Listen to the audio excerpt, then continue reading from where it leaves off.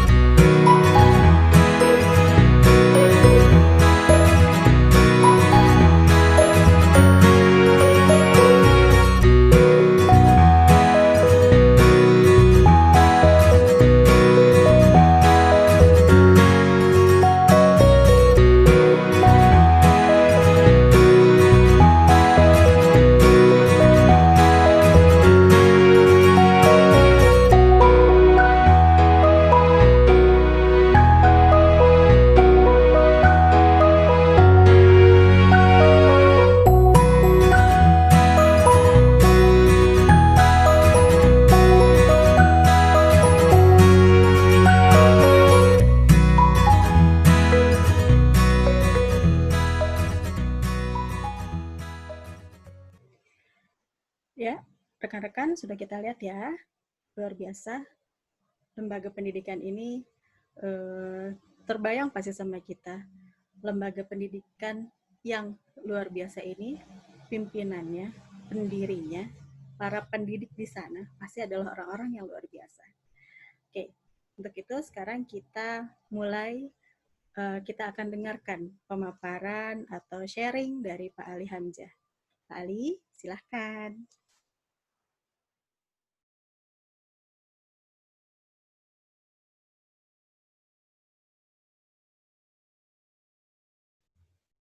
Assalamualaikum warahmatullahi wabarakatuh. Alhamdulillahirrahmanirrahim. Wa binastain ala umuri dunia wadin. Wa ala alihi wa sahbihi ajmain. Amma ba'du. Yang saya hormati Bu Syari selaku pengundang saya di kesempatan hari ini. Teman-teman yang berbahagia, pertama-tama marilah kita panjatkan puji serta syukur kita kehadirat-Ilahi Robbi, Tuhan yang Maha Esa Allah Subhanahu wa Ta'ala. Salawat beserta salam marilah kita limpah curahkan kepada baginda kita Nabi besar Muhammad Sallallahu Alaihi Wasallam, sahabatnya, serta kita selaku teman-teman yang berbahagia. Perkenalkan, saya Ali Hamzah, SESPD.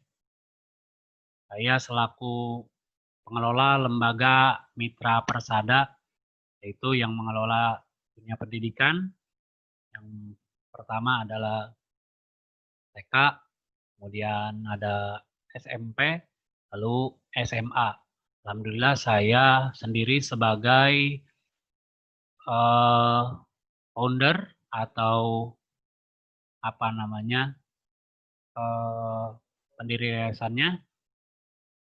Lalu alhamdulillah sudah berjalan yayasannya dengan baik itu TK, SMP ataupun SLTA sudah berjalan, alhamdulillah. Background saya, dulu saya pernah kuliah di salah satu sekolah kemaritiman di Jakarta, atau salah satu institut kemaritiman di Jakarta. Lalu kemudian saya juga sekolah di ekonomi manajemen ya, lulus di 2011. Dan terakhir saya kuliah di Universitas Islam As-Safiyah Jakarta. Alhamdulillah lulus 2020 tahun ini. Jadi saya termasuk angkatan corona ya. Teman-teman yang berbahagia, background saya sebetulnya dulu bukan pendidik ya, bukan orang pendidikan. Namun saya memang dari dulu sudah sudah senang dengan pendidikan. Jadi saya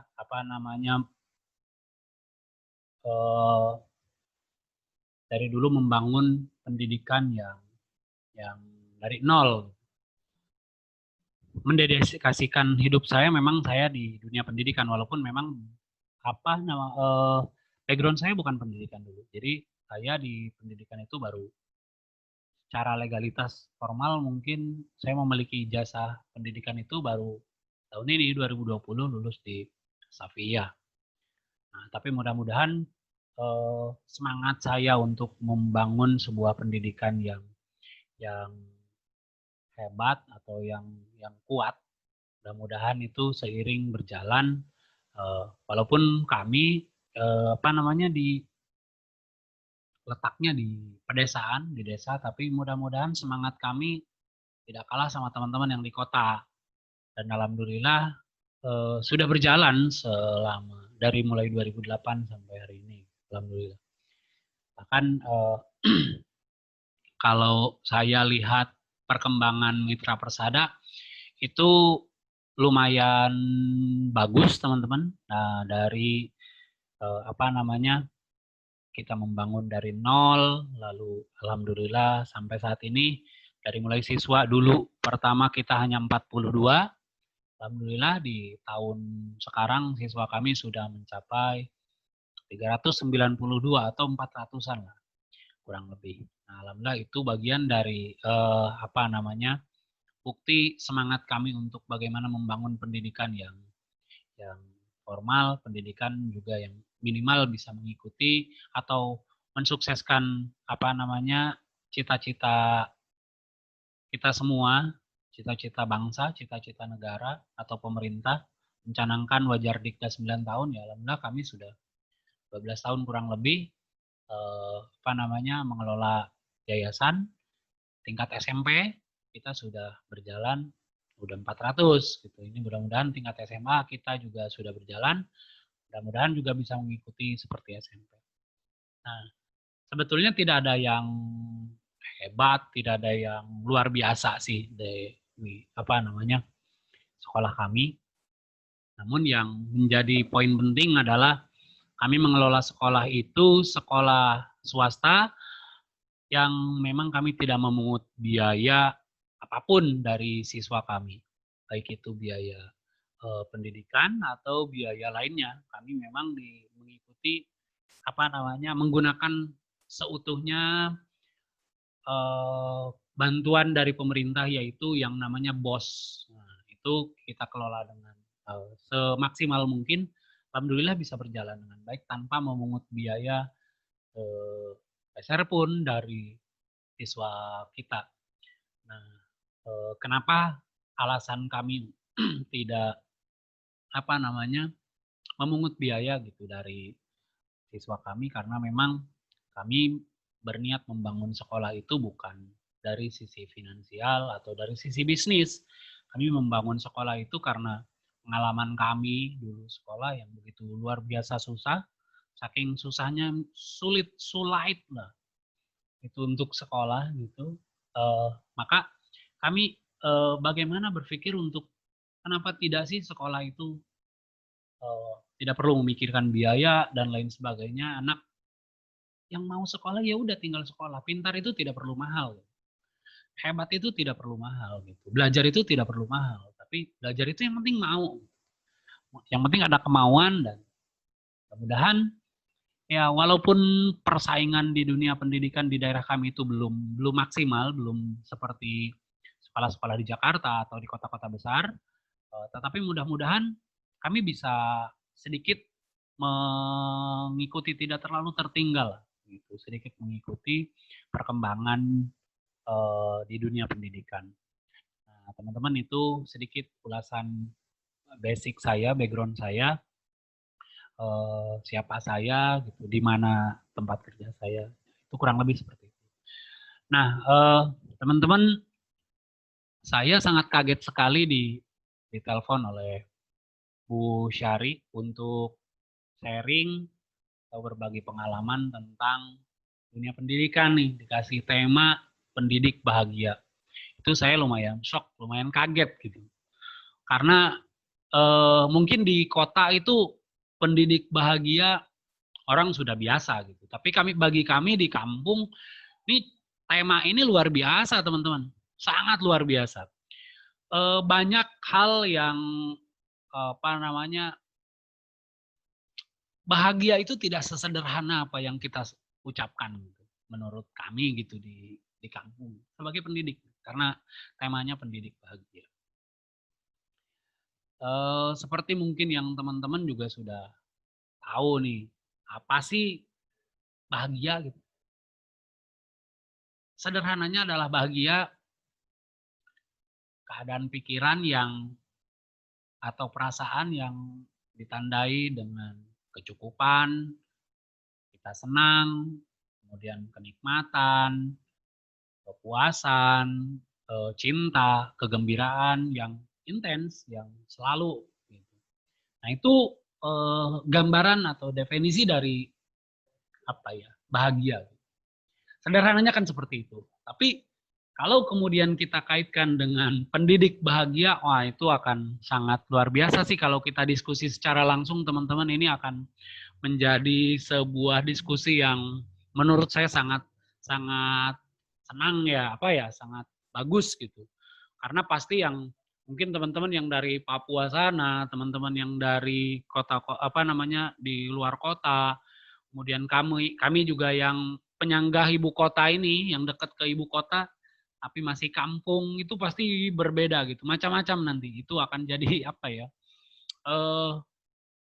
Keindahan dalam diskusi kita. Wah, ini makanya luar biasa nih tema ini. Bu Syari, apa namanya, ngasih tema ini sangat sangat bagus gitu ya untuk kita diskusikan. Karena nanti harapannya kita sebagai seorang pendidik ya jangan sampai terpuruk, harus bahagia gitu, harus senang. Nah, pentingnya kebahagiaan dalam hidup atau berkarir itu kan sangat menjadi apa ya, hal yang utama gitu. Siapa sih yang nggak mau bahagia? Gitu. Kita berkarir mau itu kita jadi seorang pendidik, mau kita jadi seorang entrepreneur atau apapun itu gitu. Kalau tidak bahagia saya yakin tidak akan maksimal gitu. Tapi kalau kita sudah bahagia, wah itu udah yang ada kita senang, semangat, gitu, ceria gitu. Apalagi kita seorang pendidik harus dituntut pendidik itu harus bahagia gitu. Kalau kemudian kita tidak bahagia di rumah, lalu kemudian kita mengajar, apa yang kita lakukan? Sedih, murung, terpuruk, ya bagaimana mau maksimal gitu. Pendidikan tidak akan maksimal secara baik. Maka ya penting sekali seorang pendidik itu bahagia yang luar biasa. Nah, sederhananya tadi bahagia itu seperti itu. Tapi bagaimana kemudian kita mendapatkannya? Ini salah satu indikator nih kebahagiaan. Indikator dalam sebuah kehidupan gitu, baik itu kita sebagai pendidik maupun yang lain. Nah, bahagia dapat diciptakan oleh kita sendiri sebetulnya. Saya yakin teman-teman juga sudah lebih tahu gitu bagaimana menciptakan kebahagiaan. Ala kadar misalnya kita jalan-jalan ke pantai udah bahagia gitu kan. Tapi apakah kebahagiaan itu continue gitu? Apa kebahagiaan itu selalu kita rasakan gitu? Nah, dalam hidup pasti gitu ada apa namanya dilema, ada kemudian ya menjadi sebuah apa namanya tidak kemudian flat gitu hidup bahagia gitu kan, nggak begitu ya. Tapi bagaimana caranya kita supaya kita itu merasakan kebahagiaan yang luar biasa setelah kita menjadi seorang pendidik. Nah, terkadang orang kan tertekan nih dalam hidupnya karena sebuah tuntutan dalam karir yang terus-menerus seolah-olah membuat kita merasa penat gitu, atau dan bosan. Itu kan tidak bahagia gitu. Lalu kemudian kadang-kadang karir juga menjadi salah satu bagian penting untuk mencapai kebahagiaan. Saat kita salah memilih profesi saja, ya saya yakin kebahagiaan tidak akan dapat karena ya kita merasa terus-menerus, oh gue salah nih kayaknya, salah nyari apa namanya, salah menjadi misalnya, atau misalnya oh salah saya menjadi guru, kenapa saya jadi guru gitu. Nah itu bagian terpenting, penting banget kita memilih karir agar kita bahagia dalam hidup gitu. Sama dengan kita menjadi seorang pendidik. Pendidik bahagia itu gimana? Ini karir kita ini nggak cocok nggak dengan kita? Nah, itu yang sangat menurut saya menjadi hal yang terpenting. Banyak faktor kan kita untuk apa namanya yang mempengaruhi kita bahagia gitu. Faktor biologis, ya biologis kita tidak terpenuhi, ya tidak bahagia juga. Itu bukan karena kita misalnya menjadi seorang guru ya tok misalnya dari karir aja bagaimana bahagianya gitu kalau sisi biologisnya misalnya tidak terpenuhi, kurang lebih gitu teman-teman. Nah dalam kehidupan sosial gitu sama, jadi harus juga terpenuhi supaya semua elemen yang kira-kira faktor-faktor itu mempengaruhi kebahagiaan ya kita bisa maksimalkan. Keuangan, nah ini keuangan nih sangat apa ya, sangat berpengaruh besar menurut saya untuk mencapai sebuah yang namanya kebahagiaan. Karena keuangan kan kadang-kadang menjadi penopang kita gitu. Jangan sampai ada kemudian misalnya guru tidak mengajar, datang alasannya karena Pak, waduh ini bensinnya nggak ada, gimana saya mau ngajar gitu. Atau ya hal-hal semacam itu bisa saja terjadi gitu kan. Nah, itu kan penting banget tuh sisi keuangan. Makanya jadi seorang pendidik itu harus cerdas, harus pintar bagaimana mengelola dirinya agar tadi mencapai sebuah kebahagiaan yang baik gitu kan. Kemudian usia juga mempengaruhi nih kebahagiaan, kemudian kesehatan, lalu kemudian agama, karir nih. Kita sebagai seorang pendidik, karir kita menjadi seorang pendidik atau guru itu kira-kira membahagiakan kita nggak? Nah, ini kadang-kadang banyak orang yang merasa kecewa setelah menjadi guru loh. Kok saya penghasilannya kurang nih gitu kan dibanding dengan teman saya yang maaf misalnya bekerja di luar sana di pabrik misalnya atau di perusahaan-perusahaan swasta dengan gaji yang upah minimum itu tercapai gitu lah. Kami seorang sarjana yang lulusan misalnya S1 atau misalnya S2 pergi ke kampung untuk mendedikasikan dirinya sebagai seorang pengajar atau pendidik ataupun guru, itu ketika berbicara penghasilan gitu kurang misalnya, itu kan jadi dilema kita sebagai seorang pendidik, bagaimana kemudian mau bahagia. Orang ketika mau ngajar aja misalnya harus jalan kaki turun naik gunung misalnya, nah itu tidak bahagia. Itu bagian faktor-faktor yang sangat mempengaruhi kita untuk bahagia. Nah, teman-teman, bagaimana kemudian cara kita mensiasatinya gitu. Kita misalnya sebagai seorang, ya saya nih seorang pendidik nih. Saya bahagia sekali teman-teman, alhamdulillah gitu. Karena saya menikmati. Apakah kebahagiaan ini bisa saya dapat dengan baik, dengan mudah? Tidak teman-teman, tentu tidak. Saya cerita sedikit tentang pengalaman saya, bagaimana kemudian saya sampai terjun di dunia pendidikan atau menjadi seorang pendidik atau pengajar gitu. Walaupun belum maksimal gitu. Tapi bagi saya ini saya merasakan kebahagiaan yang luar biasa gitu. Karena dulu memang saya pernah merasa di mana titik terendah saya di mana kayaknya saya menyesal deh jadi guru gitu. Kayaknya saya salah deh jadi pendidik. Karena saya teman-teman, saya perlu cerita, saya tadi itu mengelola, saya mengajar itu mengelola yayasan sendiri gitu atau lembaga sendiri, dan itu sangat sulit sekali gitu. Banyak gejolak, lalu kemudian banyak juga masukan dari yang lain, kebutuhan kita dan lain sebagainya. Wah itu luar biasa gitu.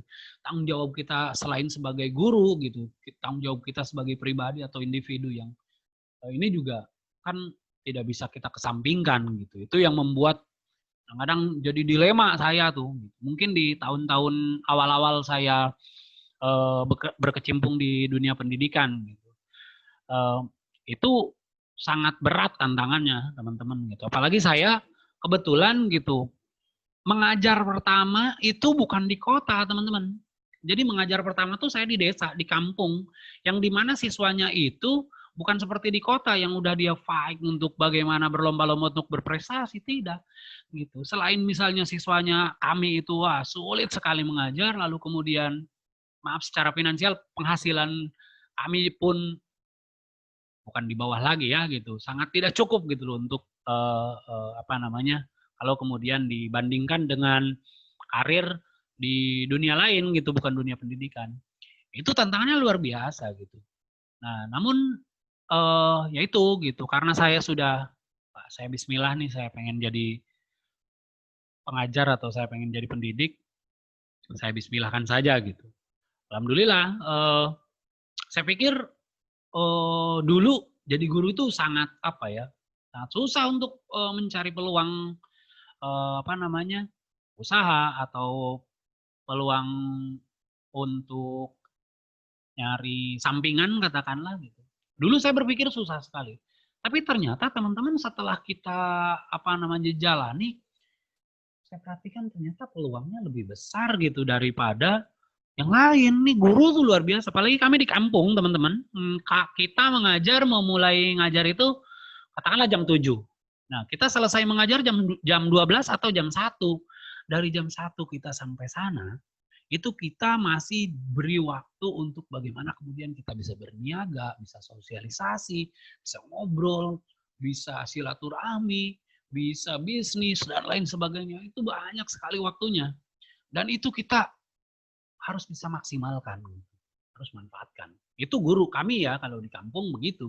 Nggak tahu kalau di kota yang misalnya sudah full day, kegiatan pembelajarannya dari 6:30 misalnya harus pulang 4:30, mungkin itu berbeda cerita gitu. Tapi kami di kampung itu sangat leluasa gitu. Maka ya banyak juga orang guru-guru di kampung mengeluhnya itu udah luar biasa karena tadi penghasilannya mungkin tidak seperti guru di kota gitu. Guru di kota yang udah full day school mungkin udah sama dengan rekan-rekan kita yang bekerja di dunia lain, misalnya di dunia industri dan lain sebagainya gitu. Mungkin kalau di kota. Nah, kita di kampung tadi teman-teman kalau saya boleh curhat nih, itu banyak yang guru-guru penghasilannya tuh masih kurang lebih di 1 juta, di bawah 1.700.000. Ada yang 500.000 satu bulan, teman-teman. Bayangkan di tahun 2020 ini masih ada gitu. Kira-kira cukup nggak teman-teman?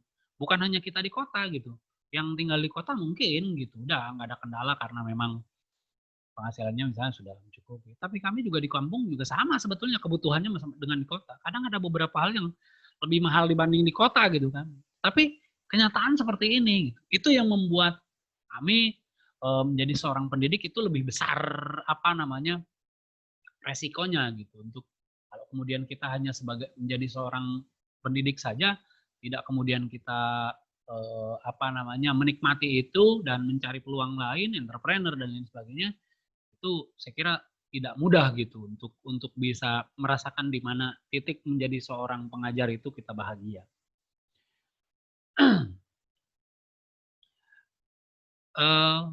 Banyak pertanyaan, apakah setiap pendidik itu bahagia dengan profesinya? Tadi udah dijelaskan teman-teman.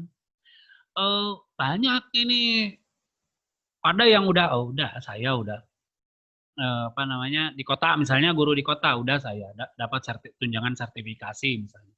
Lalu kemudian ada gaji dari lembaga atau yayasan yang sesuai dengan standar finansial misalnya, kebutuhan finansial udah tertutupi misalnya, ya itu oke. Tapi kalau di kampung, tadi saya bilang ada yang gajinya tuh 500.000 teman-teman. 1 bulan bayangkan kalau dia hanya misalnya mengajar saja, dia menunggu 1 bulan untuk punya 500.000. Bayangkan saja nih cara pembagiannya seperti apa. Itu udah luar biasa teman-teman. Jadi kadang-kadang faktor penghasilan itu tadi menjadi faktor utama, faktor pendukung utama nih untuk menjadikan seorang pendidik menjadi bahagia. Tapi bukan berarti misalnya dengan penghasilan yang kecil lalu kemudian tidak bahagia, tidak gitu. Tidak serta-merta seperti itu gitu. Banyak juga yang kami bahagia dengan menjadi seorang guru gitu. Bahagia kami bukan dilihat dari sisi materi saja gitu. Bahagia kami dilihat dari prestasi anak yang membanggakan kami misalnya. Anak kita mengikuti OSN misalnya lalu kemudian juara, itu juga kan bahagianya luar biasa. Kita sebagai seorang pendidik atau yang mengajarinya misalnya atau yang membimbingnya, itu kan bahagianya luar biasa. Mungkin lebih bahagia daripada yang lain gitu kan. Banyak indikator yang menjadi bagaimana kita menjadi seorang pendidik bahagia gitu. Jadi bukan hanya kita berbicara melulu tentang penghasilan atau materi ya teman-teman gitu, tapi bagaimana kemudian kita bahagia itu jadi seorang pendidik itu tadi. Indikatornya bukan hanya misalnya uang dan uang gitu, materi dan materi gitu, tapi bahagia itu banyak hal gitu, banyak faktor lain gitu. Kita bisa bertemu dengan anak aja bahagia gitu. Coba bayangkan sekarang di masa pandemi kita seorang pendidik udah begitu bahagia, tidak kita misalnya melaksanakan pembelajarannya melalui daring saja gitu.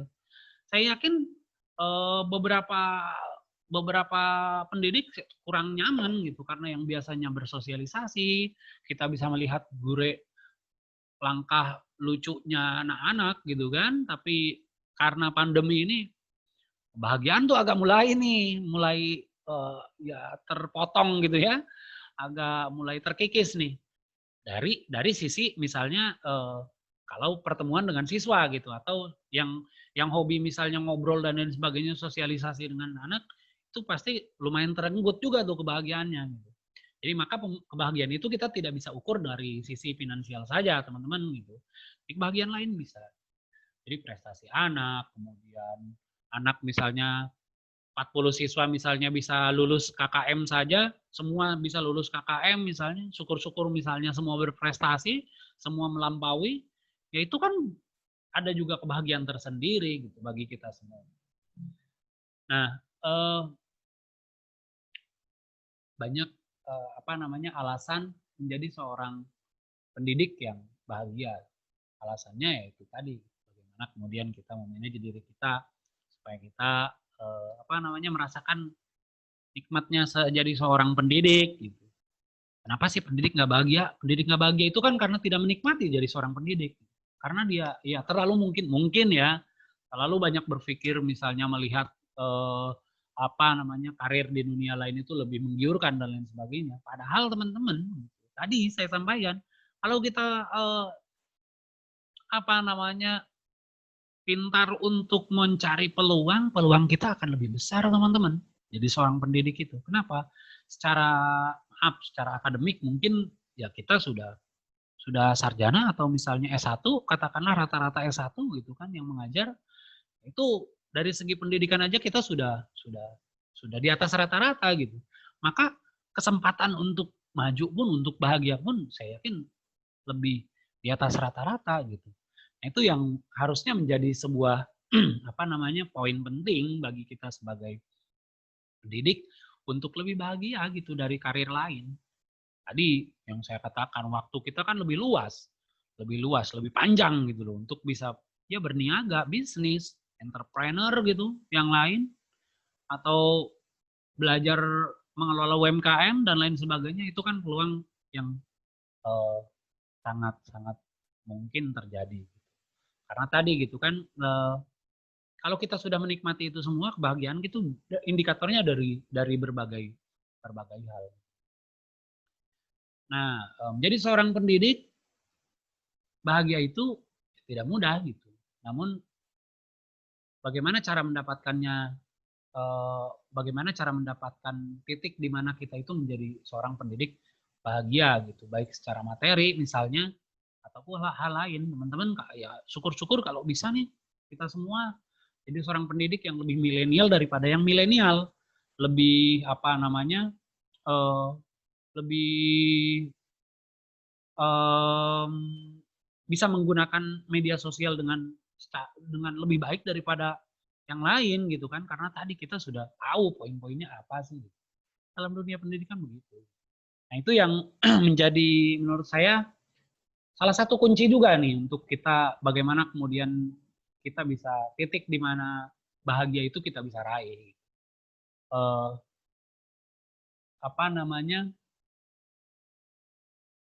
Tadi pendidik itu punya peluangnya sangat luas lah gitu, sangat besar. Dan saya cerita sedikit, maaf teman-teman, bukan niat untuk apa-apa, tapi cerita sedikit. Gitu. Di 2011 sampai 2013 tuh saya sempat menjadi guru terpuruk sekali gitu. Karena tadi gitu, secara finansial dan lain sebagainya itu kurang mencukupi gitu dalam kebutuhan kita. Namun di 2014 tuh saya sudah mulai gitu, ternyata nikmatnya seorang pendidik itu begini ya gitu. Kita mengajar itu waktunya ya tidak seperti waktu lain menghabiskan waktu yang banyak banget gitu, tidak gitu. Tapi kita mempunyai waktu yang luas juga untuk bisa berniaga dan lain sebagainya, bisnis. Gitu. 2014 alhamdulillah saya sudah mulai merasakan teman-teman gitu bagaimana nikmatnya seorang pendidik. Maka saya alhamdulillah bahagia gitu, walaupun memang belum secara karir saya belum maksimal gitu, tapi saya udah merasakan wah ini bahagianya seorang pendidik. Bahkan kalau kata intermezzonya nih, kita seorang pendidik itu punya peluang besar nih untuk misalnya memanfaatkan anak-anak doakan Bapak agar Bapak bisa maju, agar Bapak bisa. Itu kan ya maaf ya maksudnya sebagai intermezzo, tapi ya itu memberikan kesan yang luar biasa. Ternyata iya seorang pendidik itu bisa seperti itu. Gitu. Alhamdulillah gitu.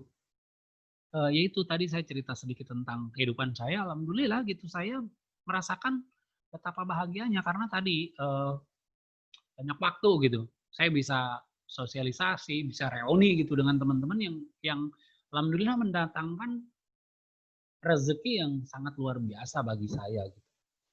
Kami juga bukan ASN, bukan PNS gitu, kami orang swasta dan alhamdulillah gitu kita bisa bersaing di dunia industri di dunia bisnis dan lain sebagainya, sampai hari ini juga alhamdulillah gitu, kami bisa menopang mitra persada. Kayak saya nih mengelola mitra persada, kami bisa menopang mitra persada karena kaitan dengan bisnis dan lain sebagainya, tanggung jawab saya.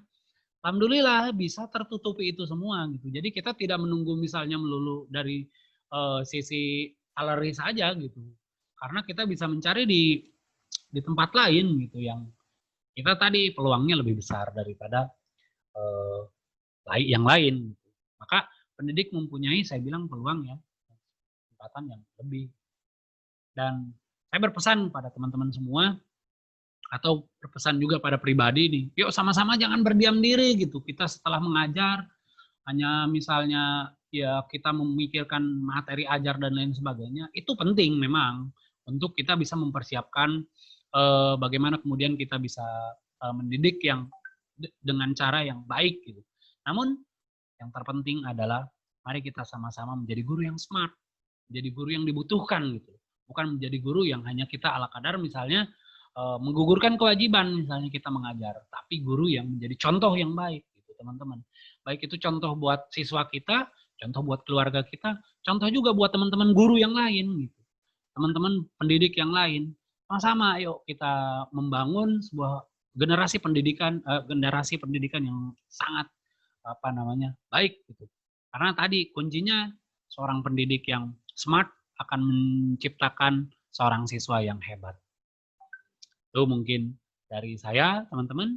Maaf bila banyak kata yang salah atau hilaf, itu murni mungkin datangnya dari saya. Ala kadar kita sharing dan berbagi. Kami sekali lagi, saya pengelola Mitra Persada, sekaligus founder di Lembaga Pendidikan Mitra Persada. Alhamdulillah tahun ini kita sudah buka tingkatan yang berbeda, yaitu SMA. Mudah-mudahan doakan bersama SMA Mitra Persada bisa berjalan dengan baik dan menjadi salah satu sekolah yang bisa berprestasi, baik itu siswanya maupun kami selaku pengelolanya dan pendidik bahagia. Terima kasih teman-teman yang mau main ke lembaga kami akan sangat terbuka sekali. Silahkan teman-teman, kami tunggu yang mau silaturahmi bareng ke Lembaga Pendidikan Mitra Persada di Kabupaten Serang. Silahkan dikunjungi saja, kita ngobrol, sharing tentang pendidikan atau tentang lainnya. Terima kasih dari saya. Maaf bila ada kata-kata yang salah.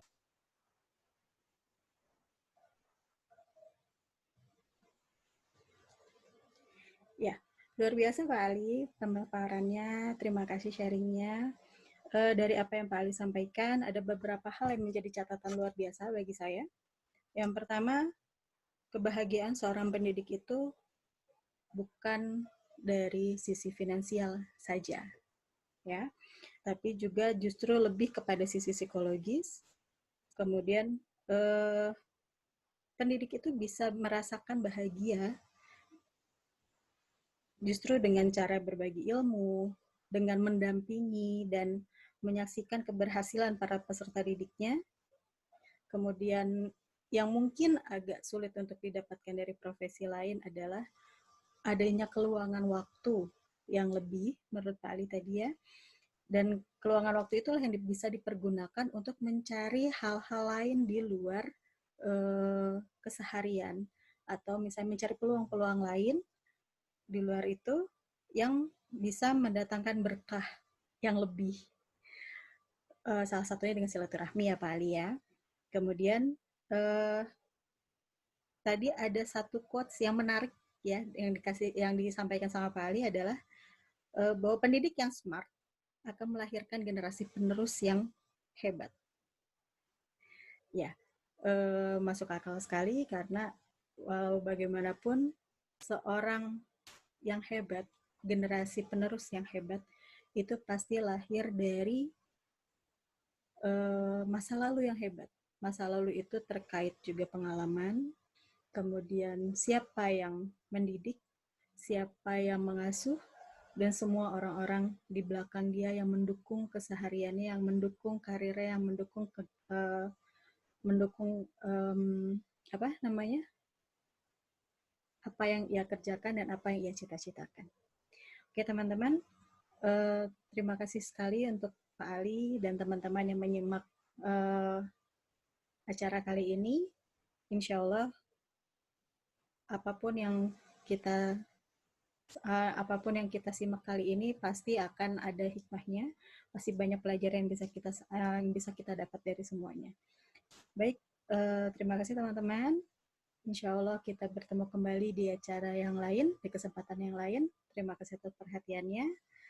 Jangan lupa cek terus di channel kami di Raprevedu supaya tidak ketinggalan semua hal-hal menarik yang kami bagikan. Terima kasih.